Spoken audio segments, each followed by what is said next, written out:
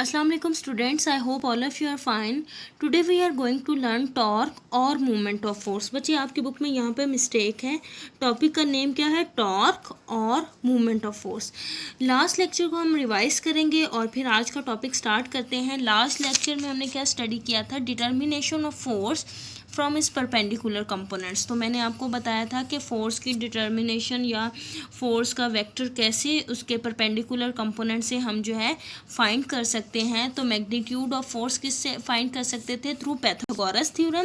Force is equal to हम X component का square लेते थे, वाई कंपोनेंट का स्क्वायर लेते थे फोर्स के, और होल अंडर रूट इज जो है ये फॉर्मूला था for finding magnitude of force. और अगर हमने डायरेक्शन फाइंड करनी थी तो वो हम थ्रू टेंजेंट थीटा फाइंड करते थे और उसका फॉर्मूला क्या था? Tan inverse is equal to Y component of force divided by X component of force. I hope so last lecture आपको क्लियर होगा. आज का लेक्चर हम स्टार्ट करते हैं.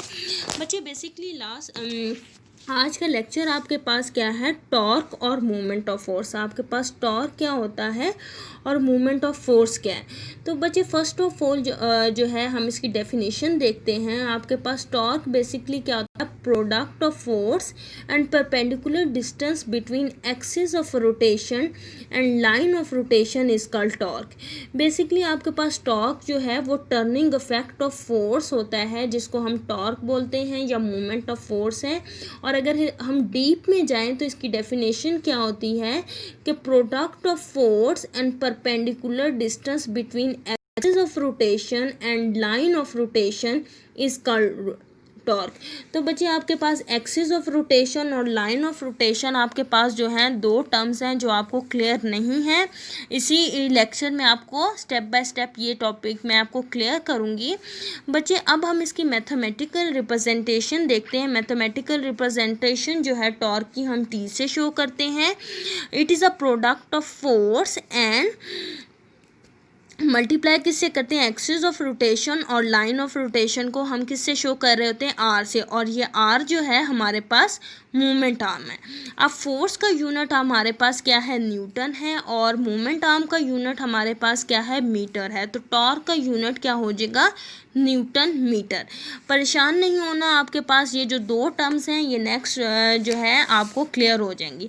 अब रिलेटेड टर्म्स टॉर्क से क्या हैं? आपको टॉर्क के जब आप टॉपिक स्टडी करते हो तो आपके पास 4 टर्म्स आती हैं जिनके बारे में आपको पता होना चाहिए. What is point of rotation, what is axis of rotation, what is line of action of force.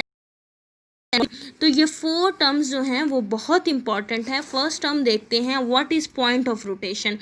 बेटा बेसिकली पॉइंट ऑफ रोटेशन आपके पास वो पॉइंट होता है जिसके ऊपर होल बॉडी जो है वो रोटेट करे, वो चीज़ आपके पास जो है पॉइंट ऑफ रोटेशन है. फॉर एग्जांपल मेरे पास ये पॉइंट है और इसके ऊपर कोई भी बॉडी, फॉर एग्जांपल मेरे पास एक टॉप है जिसको हम उर्दू में लट्टू बोलते हैं.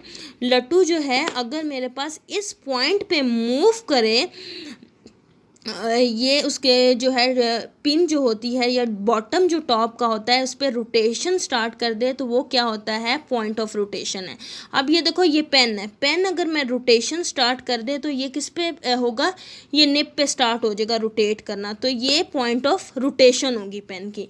तो आई होप सो फर्स्ट जो है टर्म रिलेटेड टॉर्क जो है आपको पॉइंट ऑफ रोटेशन जो है वो क्लियर होगी. अब हम मोर एग्जाम्पल्स जो हैं उसके थ्रू रिलेटेड टर्म्स को स्टडी करते हैं.